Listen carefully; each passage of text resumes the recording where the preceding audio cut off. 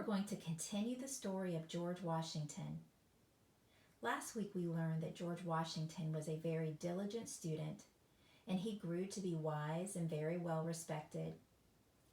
Lord Fairfax had hired Washington to be a surveyor for his lands. A surveyor is a person who measures land and records it. So George Washington went out into the wilderness and met backwoodsmen, he met Indians, and then he returned. And we also learned that George Washington became an officer in the military. So today we're going to continue where we left off. For some years now, French soldiers had been coming from Canada down the Ohio River. They had built fortresses, made friends with many Indian tribes, and with the Indians they were chasing away the Virginia backwoodsmen. The governor sent for George Washington, for he had heard about his courage and skill. He wanted him to try to push his way through the wilderness and take a message to the French commander, asking the French to leave the Virginians in peace. With a few men, George Washington set off at once. He dodged many perils, which means danger, till deep in the wilderness he met Half King, an Indian chieftain. They became such good friends that Half King and his braves led George Washington and his men on hidden trails until they came to some log houses surrounded by a strong wooden fence. That was the French fortress. And if you look up here in the top of the picture, you can see the French fortress that the chieftain was leading George Washington to find.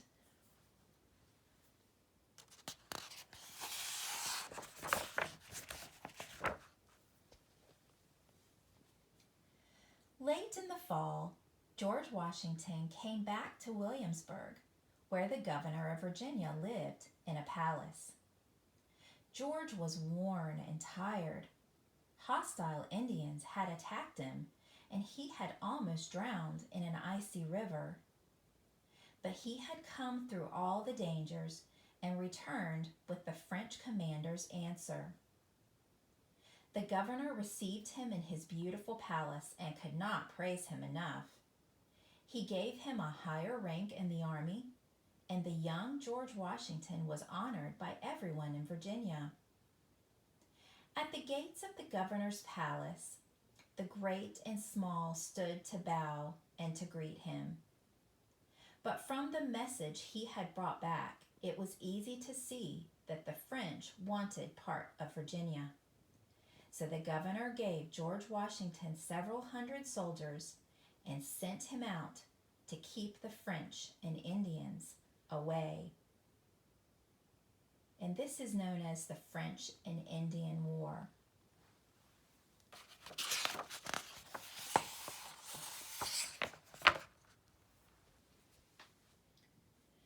For 4 years, George Washington fought. Valiantly, he defended the backwoodsmen and their wives and children against the Indian raids. The English king sent a great army to chase away the French soldiers and the Indian tribes. In a straight line, the red-coated English soldiers marched into the wilderness. George Washington told them they ought to hide themselves behind trees and bushes instead of marching that way, but they would not listen. So when the Indian warriors fell upon them from their hiding places behind the trees, the whole army was beaten. George Washington's coat was pierced by many bullets, but he was unharmed. Later, the English king sent a still bigger army, and together with George Washington and the other Virginians, the English soldiers succeeded in chasing away the French and the Indian tribes, and they never came back.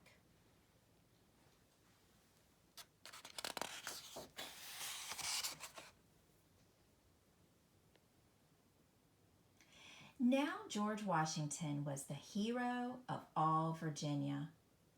He hurried back to Williamsburg, for there was a pretty young widow waiting for him.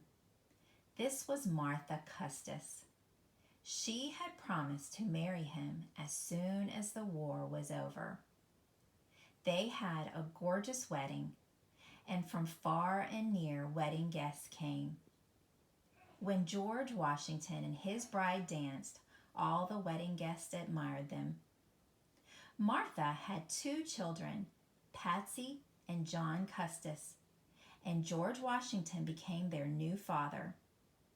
With his wife and children, he traveled to Mount Vernon, which he now owned, for his brother Lawrence had died.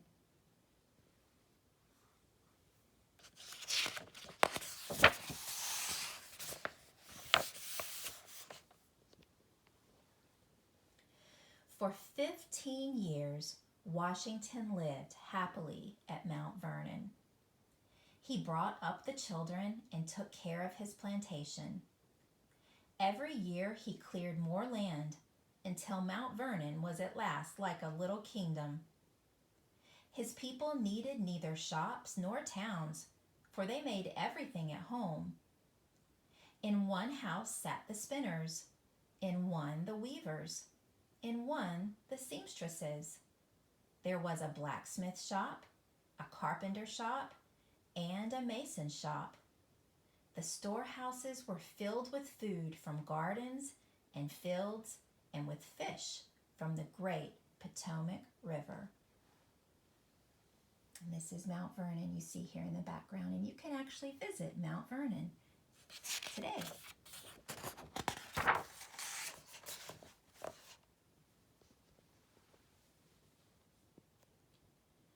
The house was always full of guests.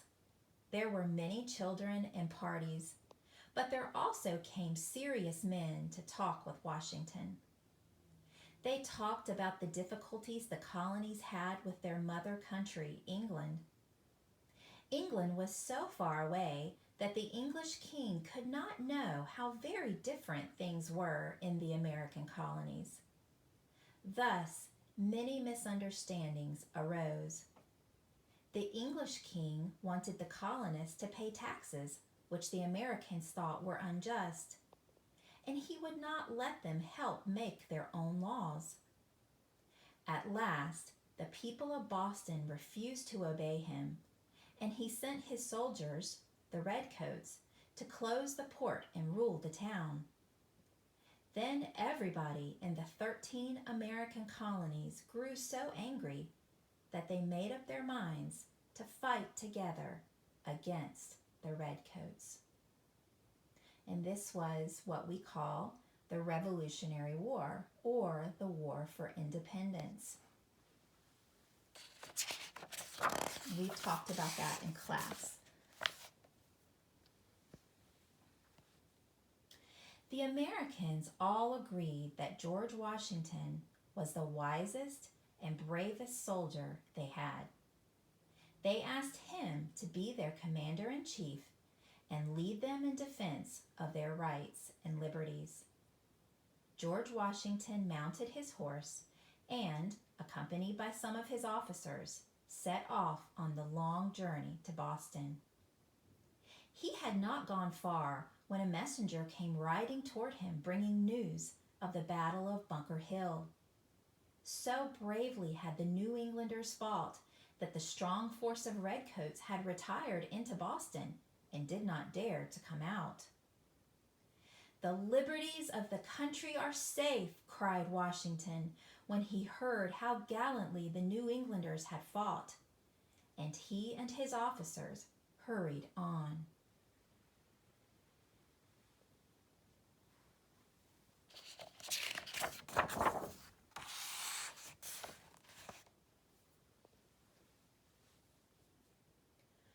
On the Common of Cambridge, outside Boston, General Washington took command of his army. It was a strange army, for his men were not soldiers, but farmers and hunters. They were brave, but whenever they wanted to see their farms and their children, they ran home, and Washington never knew how many men he had.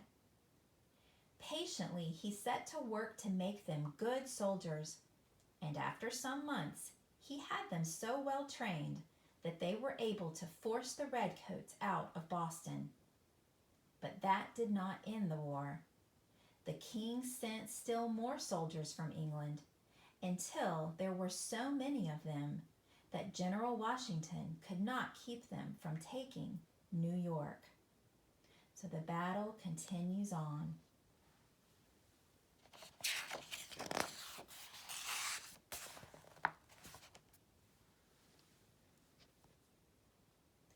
This was the time that the Liberty Bell rang over America. The colonists had decided that they would not be part of England anymore because the English king would not try to understand their troubles. They would be free. On the 4th of July, 1776, they declared their independence. They were determined to gain their rights and their liberty. Washington led his soldiers through all dangers and difficulties. He retreated with his army when he saw he could not win, but whenever he had a chance, he attacked. When the redcoats thought they had beaten him, he returned. Through snowstorm and ice, he came back with his men across the Delaware River. He surprised the redcoats at Trenton and won a victory. For several years, the war went on. Sometimes the redcoats won, and sometimes Washington. And this is a picture of a very famous painting called Washington Crossing the Delaware. This is a different picture of that scene, but it was in the middle of winter.